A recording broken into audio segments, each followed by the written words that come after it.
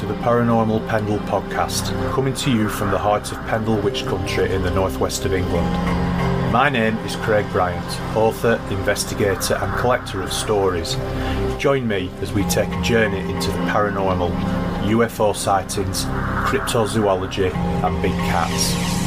This is the Paranormal Pendle podcast.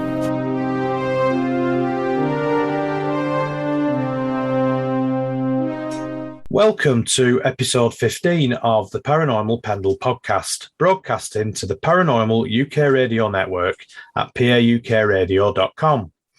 My guest on this episode is author and investigator Deborah Singleton. So, hi Deborah, thank you very much for coming on.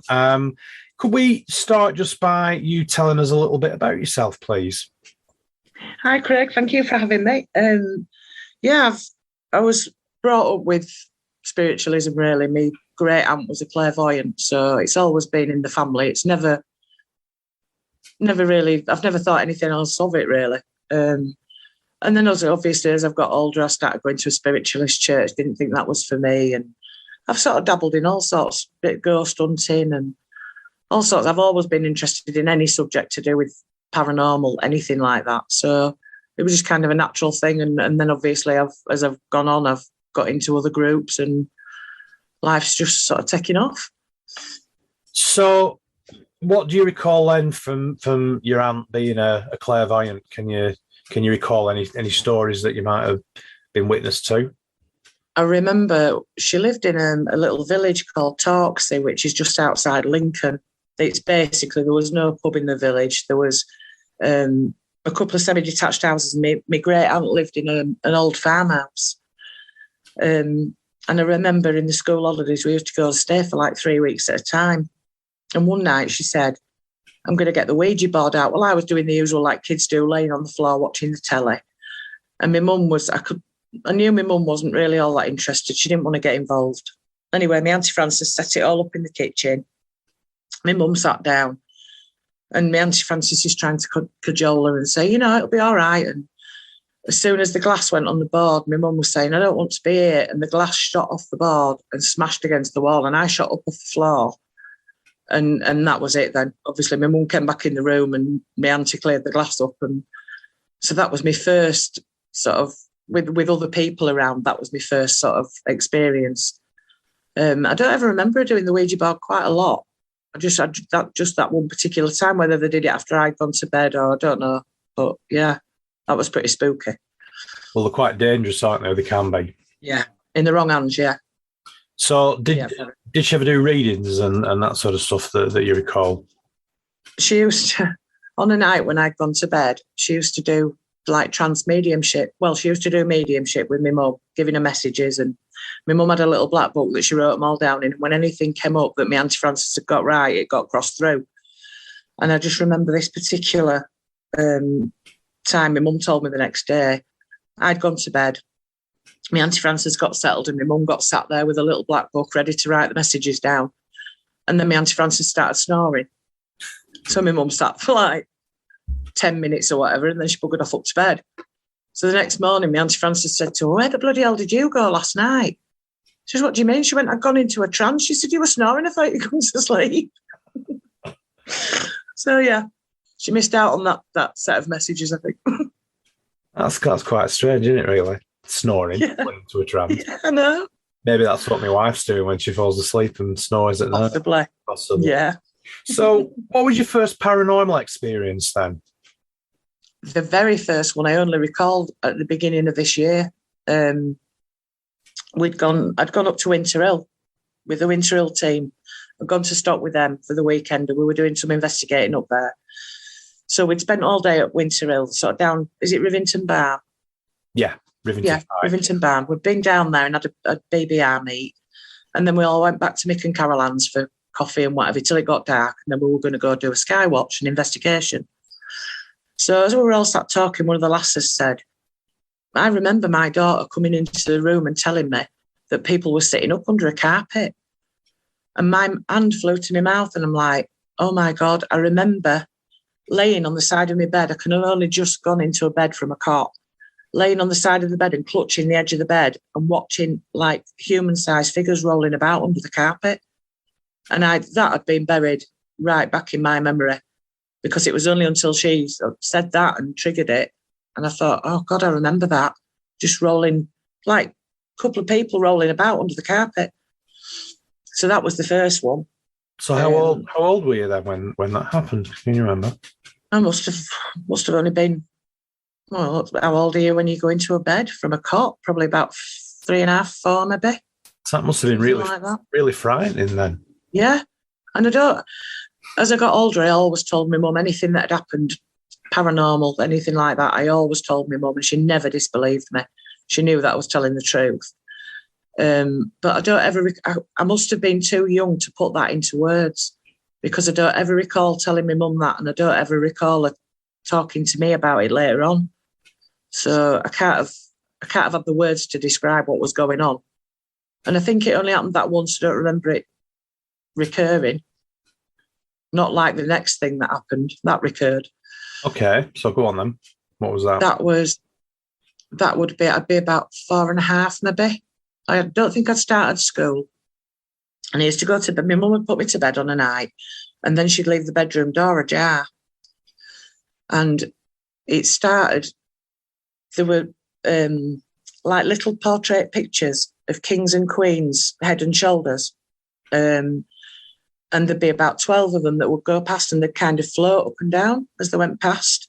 They'd come from the open door, past me and into the wall pretty slowly. But I knew as soon as the last one went into the wall, I had to get settled down and go to sleep. And that must have gone on for a good 6 months to a year. And it was like I say, they were only 5 inches, sort of in an oval, like you would, yeah. The little old-fashioned frames, like brass frames or whatever, they were like that. And there were kings and queens, and there was like royal carriages on these pictures. And I just used to lay in bed and watch them float past and into the wall. Last one, I'd go to sleep. So how old were you when this started?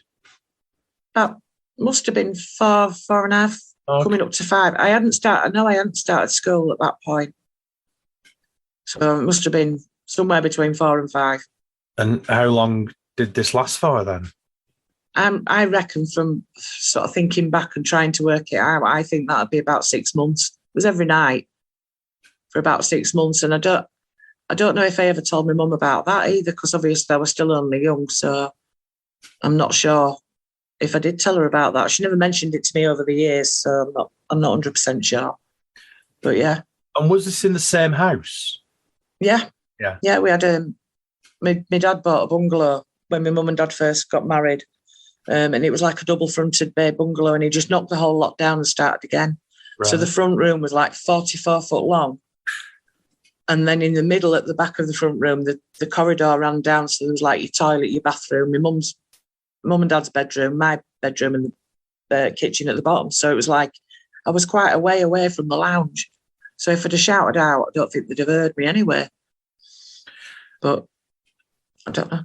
Was there ever anything else paranormal that happened when you lived there then? There was one incident. I think it was after my mum and dad had split up and my dad left the family home, and I was laid on the floor with the dog, and my mum had a china cabinet, and my granny was round, my mum's mum, and I remember all of a sudden a picture appeared under the cabinet. There was like spindly legs that went up to the bottom of the cabinet, and in this space at the bottom, a picture appeared, and I said, I could see a photograph of a man. So they both said, well, what does he look like? So I described him. And at the time, I remember my granny saying, that sounds like Albert Schweitzer, who was he a philanthropist or something? He set up a hospital thing in Africa. I didn't know who she were on about, obviously. And it's only in recent years that it's come to mind again when I was writing my book. And I thought, do you know what? I'm going to have a look and see what he looks like. And it was the exact same bloke that I'd seen on it looked like a photograph that was floating underneath this cabinet. And it was the same bloke that I'd seen. Why that would be relevant, I have absolutely no idea. How bizarre. I was shown that. Yeah. I know. I assume then there was no link between him and the property. Nothing. No, nothing. Or the area where you lived. No. No. That is very strange, isn't it? It is, yeah. Just don't understand the relevance of it. So you mentioned the BBI group, which is the Being Believed group, isn't it? Research and investigation, yeah. That's the one, yeah. I'm not very good with acronyms. No, I'm not quite spot on with them, but I remember that one. So how long have you been involved with them for? A couple of years. I sort of joined a couple of years ago because I'd had my experience, and Deborah took my report, and then she asked me if a while on from that if I wanted to start doing the live streams on every other Tuesday. So I've sort of jumped in with that, and now I'm admin on the group, and then I go to as many meets as I can get to, and I'm involved in bits of research and things for the live streams. And so, yeah, it's a good couple of years. I started on the outskirts and sort of got more to the middle, but yeah. You've been dragged in to do all the donkey work. Yeah, I don't mind. I quite like it. So what was the experience that you had then that started it all off? One night, it was back in 1993, before the advent of like the internet as such. Me and my husband had gone over to York he'd been in the TA with this fella in York, and he'd invited us over for dinner and some drinks and stuff. So I said, I'll be designated driver. So we had a meal, and then we went to the pub, and then we left there in the early hours of the morning. And the A64, York to Leeds, is quite a busy road, even sort of on a weekend. It's quite a busy road with very little traffic. I hardly saw any cars. So I'm driving along. He'd gone to sleep in the passenger seat because he'd had quite a lot to drink. And we got to about 7 miles out of Leeds, and I started feeling this like terror building up. And I thought, I've only got 7 miles to go. I was wide awake because I've been on coke all night, so I was like absolute coke the drink, obviously. Wide awake, and I'm got the radio on, and this creeping terror. Anyway, got nearer to home, and it was like there's a roundabout, Horsforth roundabout, and it drops down into like a valley, and then goes along and comes up the other side. Well, in the dip at the bottom, there's Liverpool Canal, there's the River Aire, and there's the railway line that runs through to Skipton, all parallel to each other. So as I'm dropping down the hill, I was getting even more petrified, and I'm sort of looking round, even though there was nothing to see, there were no cars, anything. I couldn't understand why I had this feeling. And then when I got down to the dip, on the left-hand side, there's a bus cut out, and stood virtually at the bus stop was this shaggy shape. And it was, I estimated, about 7 foot tall by about 4 foot wide. And it was stood there at the side of the road. And I knew if I looked at it directly, I was going to die. Don't know why or how, just knew I was going to die. So I faced forward, I stuck my foot on the accelerator, and I sped past. And as I went past, I looked in the rearview mirror, and it stepped off the curb and into the road where I'd just driven. So, of course, I'm bag of nerves, shaking like a leaf. We got back home, I couldn't get my key in the door, I couldn't get a sentence out. And my husband's obviously half drunk, and he's like, it'll have been a tree. And I said, trees don't step out into the road. Well, it'll have been somebody in a fancy dress. I said, not at that time of the morning. Buses aren't running at that time of morning. So then, obviously, because I couldn't check on the internet, because we didn't have the internet, I wrote to the local paper, and I said, I've got a story. Anyway, they came out, did a little piece in the paper. And I said, I was thinking about writing a book of people's paranormal experiences. If they wanted to write to me, I'd go and pick the letters up. Anyway, on the way home from work one day, I called into the newspaper office. There were a bundle of letters. So I got home and I made myself a brew, and I sat down and I opened a few letters, and then I got to this one, and my blood ran cold. A young lad that worked the twilight shift at a supermarket nearby used to pass the end of my street to go home early hours in the morning. And he'd cycled down the hill, and when he got level with the church, which was about 400 metres down from where I lived, he'd seen 2 of these figures crouched in the road, in the middle of the road. So he stopped. He didn't know what the hell they were. He didn't know what to do. He didn't go past them. And apparently they looked at him, and they got up and they went silently behind the shops. So, of course, I puts the letter down, I gets in the car and goes down the hill. And I went behind the shops, and all there is one way in, one way out, and it's just a row of garages and a wall. So there was nothing for anywhere for anything to go.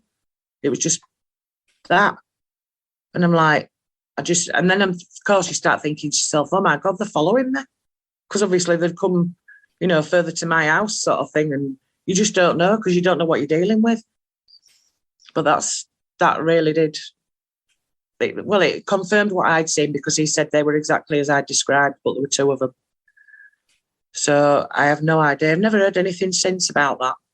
So is it a built-up area then, where you live? It was a village where I used to live. Right. So there were more shops at that point, at that little area there. They've built houses now.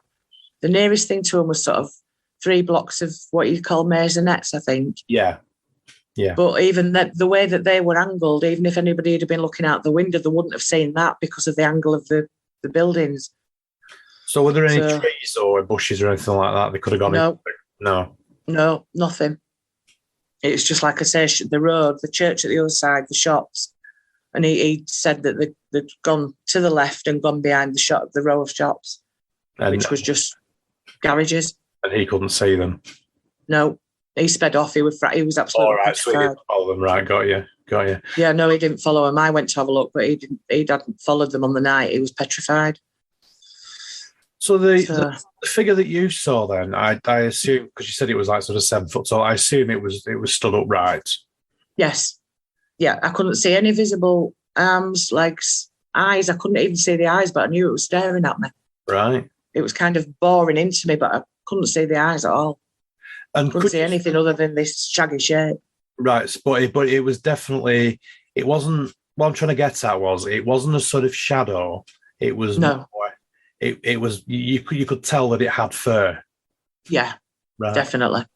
It was definitely solid. Now, I know that your group, or Debbie in particular, has got a big interactive map, hasn't she? And she logs and catalogues everything. Have there been any other sightings then in that area then that you know of?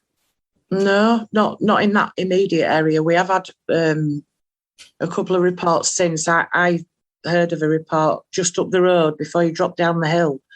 There's a place called Rawdon, and a lady there had swerved to avoid a dogman running across the road. Right. And that particular area, there's a cemetery there, and it's really wooded and perfect location for that sort of thing. Yeah.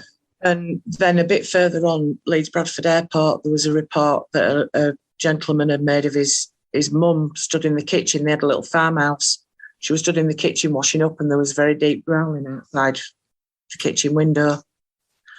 So they're the only 2 reports sort of from round that area. But that little bit of Rawdon where the cemetery is, the back of there is a road called Knott Lane. And my grandma used to be in a nursing home down there for a while. And at the time, we had a Daihatsu 4x4, and the road stops being like tarmac and it goes to like really rough off-roading kind of stuff. So my husband said to me, you want to take car and have a little play? So I thought, because I could cut through to where I needed to be. Anyways, I went down this road. I saw this temple sort of set in some trees, pretty well hidden, but the sign outside said Temple of the Order of the Golden Dawn. Well, I found out since that was Aleister Crowley's lot. And when I went back to investigate in the last 2 years, it's actually changed. It's a White Spirit Lodge now. But it just made me wonder whether, because of the association with Aleister Crowley and all this, Satanism and that kind of thing, whether things have been conjured up around that area. It's a possibility, I suppose. For those people who don't know who Aleister Crowley is, can you just give us a sort of very brief? He was an author. Right. But he dabbled in the dark arts. He had a house at the side of Loch Ness, Boleskine House. I think a musician bought that after his death, if I remember right. Jimmy Page or somebody like that. That's right, yeah. But he dabbled in the dark arts, basically. Right. A lot of sex magic he did.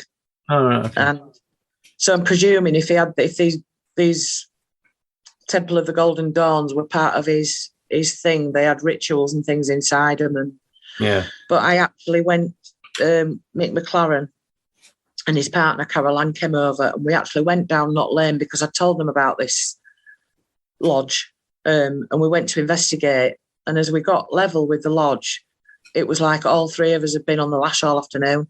We were staggering about, our heads were spinning. Apparently there's very, very strong ley line that runs across there as well. Right. Yeah, that's interesting. So active area. Yeah, it's interesting that because I spoke to Debbie a couple of weeks ago on the last podcast, and she started off by telling me about her experience when she was a schoolgirl, and we were talking about ley lines and possible portals and all that sort of thing. So that's interesting. Have there been any recent sightings up on Winter Hill? Because the reason I'm asking is because, as listeners will know, I live in Lancashire, you're over in Yorkshire, and Winter Hill's quite close to where I live. So I've got a real interest in what's going on up there. And I have interviewed Mick. I spoke to Mick a few months ago now, and he told me all sorts of really quite frightening things about what was going on at Winter Hill. Yeah. I mentioned Dogman as well. So I mean, if there's anything been going on up there recently that you could tell us about.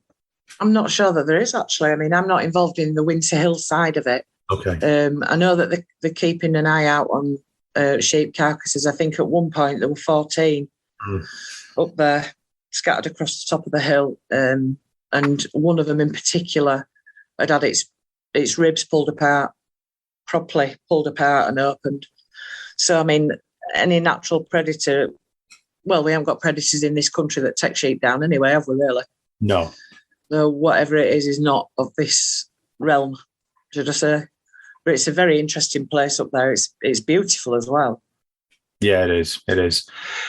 Can we talk about UFOs then, UAPs? We can. Because you mentioned in the email you sent me with a sort of brief history of what you get involved in. You mentioned, was it 1976? It was, yeah. A very close range UFO sighting. So yeah, tell us about that. It was a primary school. Me and my best friend Sandra were on the school field, so I know it was definitely summer because we were only allowed on the school field in the summer months. We were just playing on the field. Everybody else, the rest of the school was on the field, and as we're playing, I could hear this noise, like a droning noise in the distance, and I just sort of like, I don't know why it made my ears prick up, but anyway, we carried on playing and it got louder. And I said to Sandra, what is that noise? And when we looked up, there was this massive craft approaching us. I mean, I'm no good at distance, size, whatever, but it was huge. And it was round, not like a typical flying saucer. From the side, it would have looked like a sausage shape. And it was covered in tiny little mirror mosaic tiles. And it came across and the sound was deafening. And I looked round and not one person was looking at it. They were all playing. And as it got above us, it was like everybody was stood on the perimeter of this craft on the field playing. And we were in the middle, just me and her, looking up at this thing. And it was, I don't even know, height-wise, maybe as low as a tall tree above us. And it just covered the sky above us. And it kept the same speed, the same trajectory. It never changed. And it went pretty, I'd say about 4 miles an hour. It was pretty slow. And we were looking up at it. And the only thing I can remember symbols underneath it. And the only one that I can remember looked like a trident, like the fork, the 3-pronged fork, with like a bit of a tick off it somewhere. Okay. Looked like that's all I can remember. I can remember there were other symbols, but that's the only one that stood out. And then we watched it glide across the school and go out of view. It didn't speed up and shoot off. It didn't do any of that. It just glided straight across and went. So, of course, we were really excited about it. Nobody else had said, I don't remember asking anybody else if they'd seen it, but they clearly hadn't because they weren't looking at it. There was only me and Sandra that were aware of it. The rest of the school field was just carrying on as normal. So when my mum came to pick me up, I was telling her all about it. When we got home, this is what I mean about she always believed everything I told her. Because obviously Sandra would, my mum and her mum used to come up to school to pick us both up. So obviously we were chattering about all this. So when we got home, my mum said she rang ITV, the BBC, and Leeds Bradford Airport, because we were on the flight path to Leeds Bradford Airport, and nobody knew anything about it. Or if they did know about it, they weren't saying anything about it. But yeah, that was pretty close. So do you think that the other kids that were there either didn't see it because they were playing, or they couldn't see it? Thinking about looking round, I would say more that they couldn't see it. That's what it They couldn't see it and they couldn't hear it. So I wonder why. I wonder why you could then. I don't know. This has always puzzled me, why it was just us two that were picked out. And did anybody come back from the media? No, Nothing. nothing. Just think you were. And it's probably, yeah. It's funny because years later, when Friends Reunited was on the go, I actually managed to get back in touch with Sandra. So when we kept in touch, and when Friends Reunited disappeared, we kept in touch on Facebook. Yeah. And I said, we're only living like 3 miles from each other. We'll meet up and have a drink, catch up. I haven't seen each other since primary school. And both of us mentioned it at the same time. We both said, do you remember? And she described it exactly as I remembered it. So it obviously made a really big impression on her as well. Yeah. But it was just, thinking about it now, it was just vast. It was, no, I can't. It was obviously beaming down on us, because if you can imagine a ray of light coming from it and spreading out onto the floor, we were in that circle. All the other kids were on the perimeter just playing as normal, like nothing was happening. And we were just in the beam of this thing. Not as though it was giving out a beam, but you know what I mean? We were in its perimeter inside. You didn't have any missing time then? Not that I can remember. I think if we would have done, that would have stood out, because obviously it was dinner time at school. So if we'd have been missing or anything that have happened, there would have been something about it. So I'm just presuming we witnessed this thing passing over. Yeah. No, that is really interesting. I was just wondering whether you were sort of on a different time to everybody else, or maybe you'd been taken slightly off to a different dimension. Yeah. You could still see what was around you.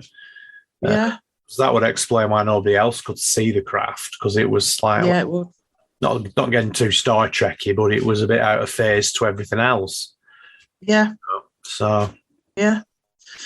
Have you seen any others? Sorry, have you seen any other UFOs? Okay, go on. I would have said, rather than UFOs, I would have said UAPs, unidentified aerial phenomena. One was actually, I was due to go see Paul Sinclair up at Brid. And the week before, the weather was beautiful. And I said to my friend at the time, I said, should we have a road trip and go to Flamborough on the coast? Anyway, we did that. And I said, while I'm here, I'd like to just nip up to Bempton Reserve and just see, because I'd read Paul's books, but I couldn't get into mind how he was, I wanted to see it for myself, sort of thing. And like I say, I was going back to Brid the week after to go actually visit him. So we went up this road and up to the bird sanctuary, whatever it is, and then we came back down the road. My friend was driving because it was her car. And as we're coming down, we were coming up to like a chalet park on the left, and there was a hedge and fields on the right. And I saw this thing come up over the hedge, and it was the size of well, at first I thought it was a helium balloon that got loose. And as it came up over the hedge, it floated upwards and come across the road. It was actually tumbleweed, which sounds very stupid, but it was tumbleweed. That's the only thing that it looked like. And it was almost like a bundle of sticks that had been mashed in a loose ball. And it floated like it wasn't blowing about. It had a little course that it was following. It floated up, and as it got level above the road, it turned and it was flat. And it was sticks, and it was woven in a circle with a hole in the middle like a donut. So it was sticks all around the outside with a hole in the middle. And it went up to the trees. There were some quite tall trees where the chalet park was. And it went up to the trees, stopped, and went up the front of the trees and across the top and gone. And my friend wasn't into all that sort of thing. She's passed away since, bless her, but she wasn't into all that sort of thing. And I'm sort of saying to her, oh my God, what is that? Look at that. And she's like, I don't know. Well, she wasn't actually looking at it. So there was only me that saw it. But that was the only way I could describe it. So when I visited Bempton when I visited Paul the following week, he took me up to Bempton to the location, and I'd actually thought, for some reason, there was a school at the other side of this hedge, which is why I thought of the bloom being let free. And there wasn't anything there at the other side of the hedge. So what it was, if it had been just sticks or what, first off, sticks would have been too heavy to come up in the air on their own like that. There was nothing hanging off it. There was nothing attached to it. And they would have fallen out of the sky. Do you know what I mean? Or if it had been grasses or anything, they'd have blown about. But this didn't. It stayed in this shape. Like I say, it started off as a ball, turned sideways into a flat thing of sticks. And then, like I say, when it got to the tree and went up the front of the tree and across the top and gone. So I've no idea what that was. Paul didn't know what it was. Did it make any sound at all? No. So we had the windows down because it was a lovely day. Yeah. So I was going to say that because that could discount a drone then, couldn't it, or something like that? Yeah. Because there was nothing mechanical attached to it at all. They're quite noisy, aren't they? Drones. Yeah, they are. Because they've got the whizzing blades, haven't they? So yeah. We sometimes get them over here because people send them up over towards Pendle and Pendle. Yeah. You know. With there's a big quarry very close to us as well, and people fly them over the quarry. So they are noisy. That's all. Did anything else strange happen then while you were up there, while you were with Paul up there? No. I did get he's always mentioned Danes Dyke, and I have been past the entrance to Danes Dyke hundreds of times over the years, and I've never ever thought of going down. And he said, we got talking about it, and I said, I've never been to Danes Dyke. He went, I'll take you down. And as soon as we started driving down, bearing in mind, still a nice day, daylight, really lovely. There's a creepy feeling down there. I didn't like it. I wanted to lock the car door. I was all on edge. And I said to him, I don't like the atmosphere down here. He said, I think I've been that many times. I'm used to it now. I said, no, I'm not keen. So I don't know if I'm picking up on something there, but there's definitely an odd atmosphere. So when you say dyke, is it sort of like a drainage channel, that sort of thing, or is it more of an earthwork? It's more like an earthwork. It was it the Vikings or somebody like that? I'm not up on my history really, but that kind of thing. They built an earthworks kind of thing. But as you drop, as you drop down into it, there's just loads of trees, all over, and it kind of, I don't know, it's just oppressive, a really oppressive atmosphere. So it may like to think I was down there on a night. Yeah, I know what you mean. So it may well have been a settlement then or something like that. So it could quite easily have been, So I wonder if there's any paranormal activity attached to it, and that's what you were picking up on. Possibly, because Dogman's been seen in the area around there. Right. There's a guy that lives in the woods. He's homeless. Well, he's built himself a home in the woods. Paul takes him food down and what have you. Oh. And he said that one night the police had been called. Somebody must have been round Danes Dyke, and the police had been called because they'd spotted some sort of dog-like animal or roaming about. But this bloke that lives in there said he'd not heard a thing. So, creepy area. Very strange. It is very strange up there. I've spoken to Paul. Yeah. I had Paul as a guest. Yeah. Quite a while ago now. One of my earlier guests. Very fortunate to talk to him because I know he's a very busy man. And he is, yeah. Fascinating stuff. So you mentioned a couple of books that you'd written. Yes. Yes. Do you want to tell us how they came about? Any good stories?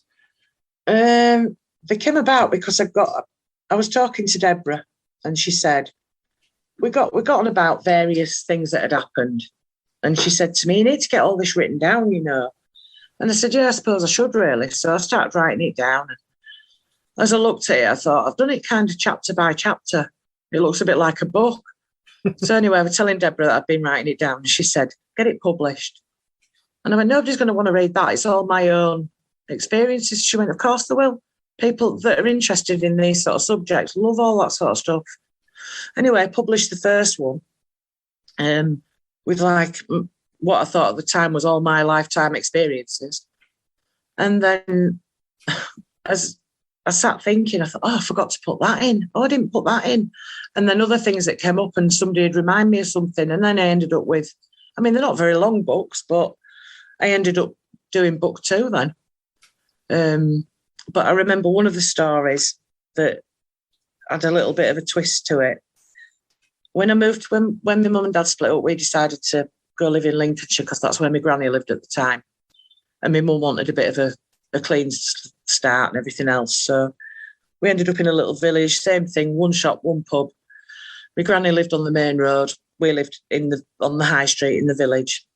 And when I got to the school, I knew nobody at the school because obviously I'd moved away from Leeds and started at a brand new school.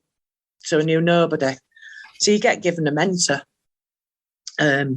So I got this girl complete opposite to me.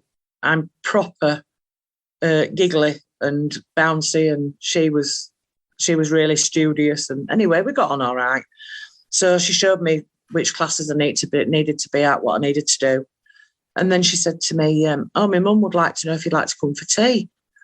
So I said, oh, yeah, that'd be lovely. And because we lived in villages, outlying villages, we had a series of coaches that used to come and you'd get on the coach that took you to your village. So I got on her coach to go with her.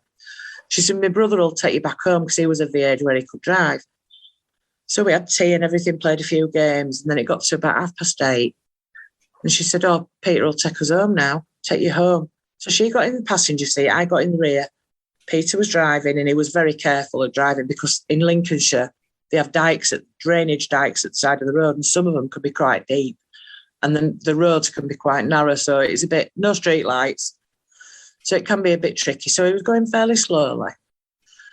And as we came away from their house, I could see this village was more a hamlet. There were just a couple of houses dotted about. But funnily enough, in the village, there were 2 churches, which I always thought was really odd. But anyway, we're driving out of the village and I could see this church. We were coming towards this church.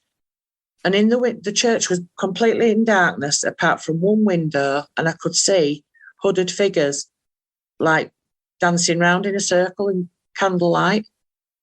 And I was staring at this scene as I went past. I didn't want to say anything because I didn't know either of them that well. I didn't want to make a fool of myself.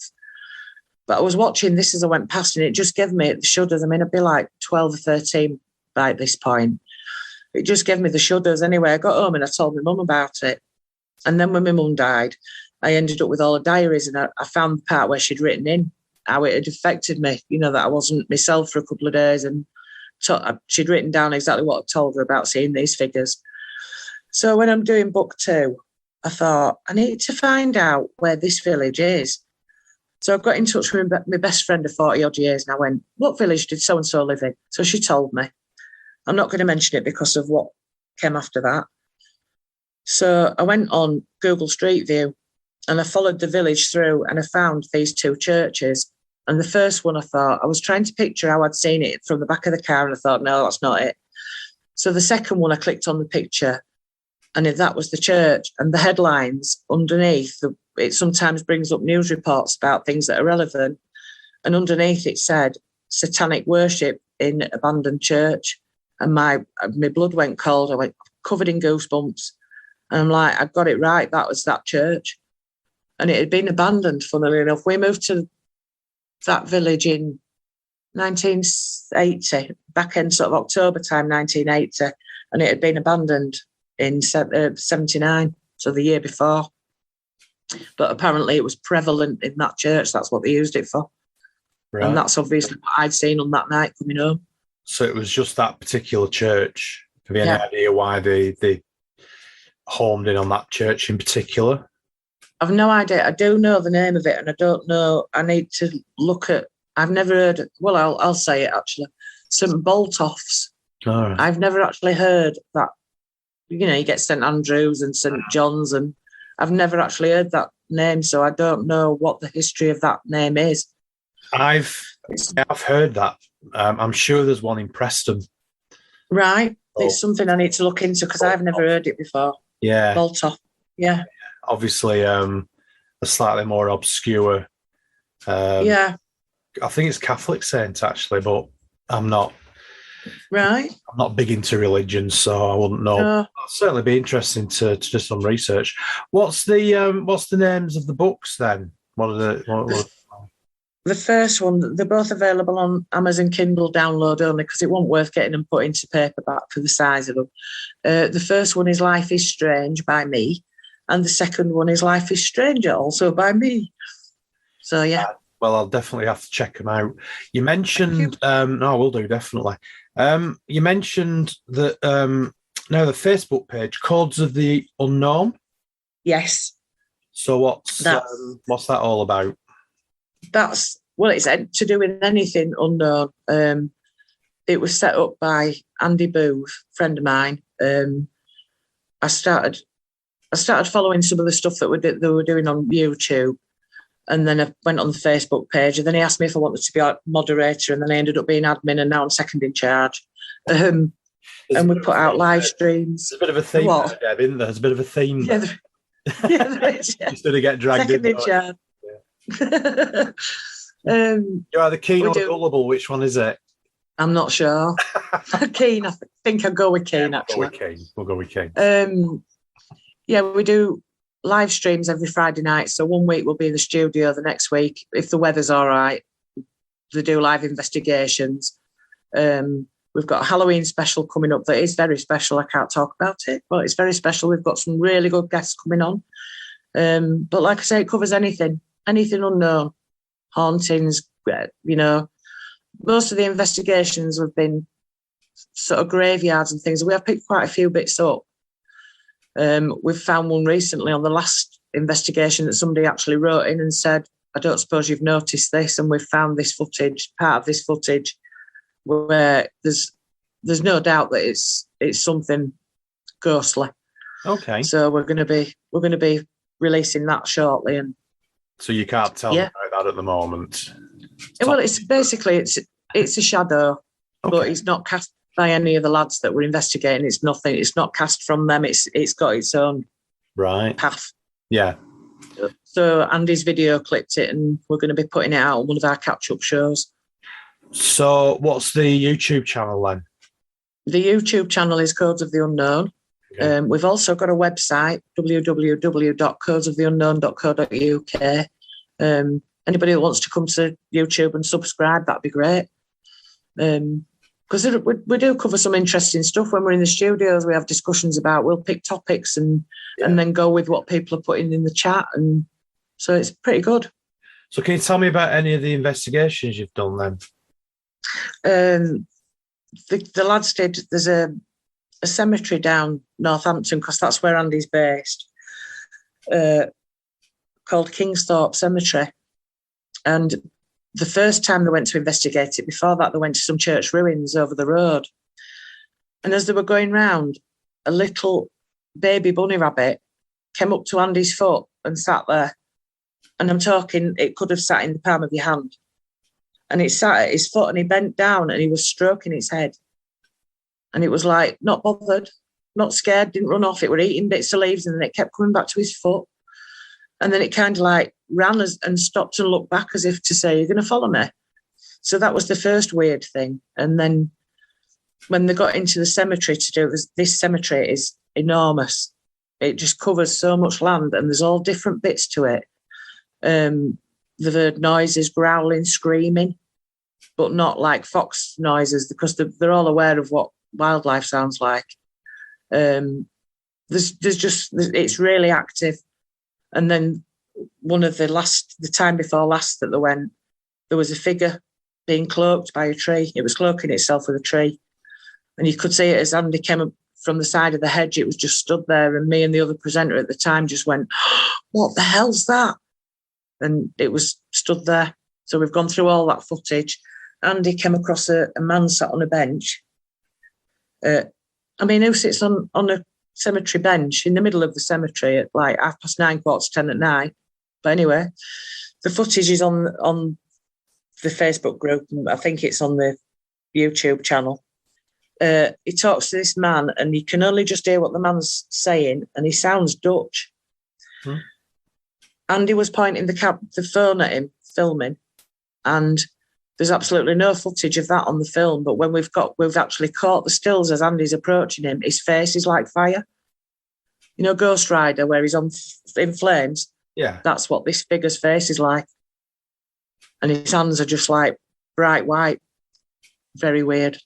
We've got some weird things. Did he have a conversation with him then, or was he? Yeah, he said as he approached him, he said, "Oh, sorry, mate, I didn't mean to blind you."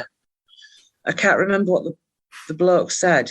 He didn't say why he was there or anything, but it was definitely, as I listened, because I was listening back to it to try and get information.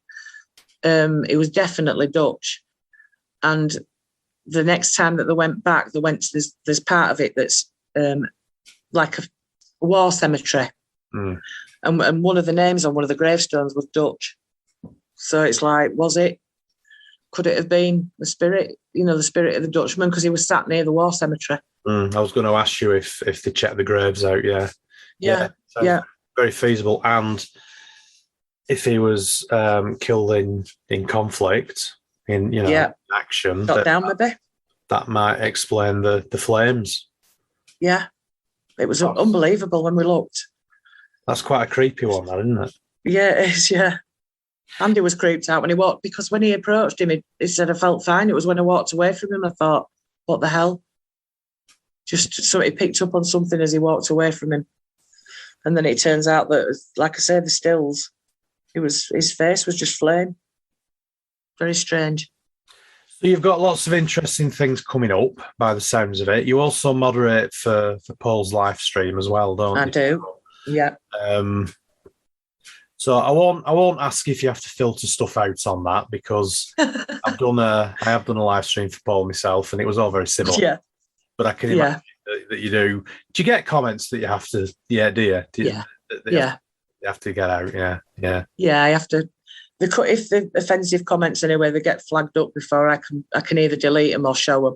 Right. So they get flagged up. So, but if it's somebody that's like a repeat offender, then they get booted out. That's what I'm there for. Yeah. So you don't need that sort of stuff going on. Of course not. No. And I suppose you can ban them, can you, from the chat rooms? Well, from that show, you can't ban them from shows going forward, but from that particular one, you can. So yeah. So has Paul got any interesting guests coming up then that we should keep an eye on that you're going to be moderating? Do you know, I don't know. He sometimes doesn't decide while sort of like beginning to middle of week, and then I tend to, because I've got so much going on in my head, I tend to forget who he said then, but it does, I can't remember who it is. Yeah, it does sound like you've got a lot of fingers in a lot of pies. I have, yeah. Where's the best way to get in contact with you then, if people want to get in contact with you, Deb? Well, they can request friendship on my Facebook page, or they can email me at deborah.singleton, all lowercase, at hotmail.co.uk.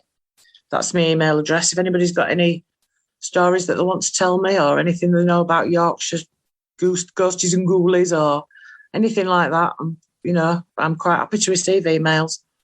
And have you got any more books in the pipeline, or any other projects like that? No, I don't think so. I've run out of all my experiences now, because, like I say, I filled my second book with the ones that I'd forgotten to put in the first book. So I think unless anything crops up going forward that I can maybe write about, I'm always up for writing another book. I did actually quite enjoy doing it, to be fair. Yeah. No, it is. It's good fun, but it's finding the time. It is. Yeah, that's the thing. When you're busy doing other things. It's been really good talking to you. We've covered some ground there, Deb. It's been great. We have. It's been lovely, and some quite spooky stories as well. I'd love to keep. Will you sleep tonight? Probably not. I don't sleep very well at the best of times, to be honest. No, me neither. Especially where I live, it's quite rural, and the more I talk about things, the more I get to be quite honest with you. So I'm going around shutting all your curtains. Well, I'm permanently on the lookout for things like Dogman and Sasquatch or Bigfoot or whatever you want to call them. But like I say, it's been really great talking to you. Thanks for coming on, and thanks for having me. We'll keep in touch, and thanks very much. Speak to you soon. Thank you to Deborah for coming on today's episode. Remember, I have a website which is www.craigbryant.co.uk, I'm always happy to hear from people. You can email me through the website. If you have a story to tell and you think it might make a good podcast, then please drop me a line and I'll get back to you as soon as I can. Thank you for listening. Hope you enjoyed it, and remember to keep watching the shadows.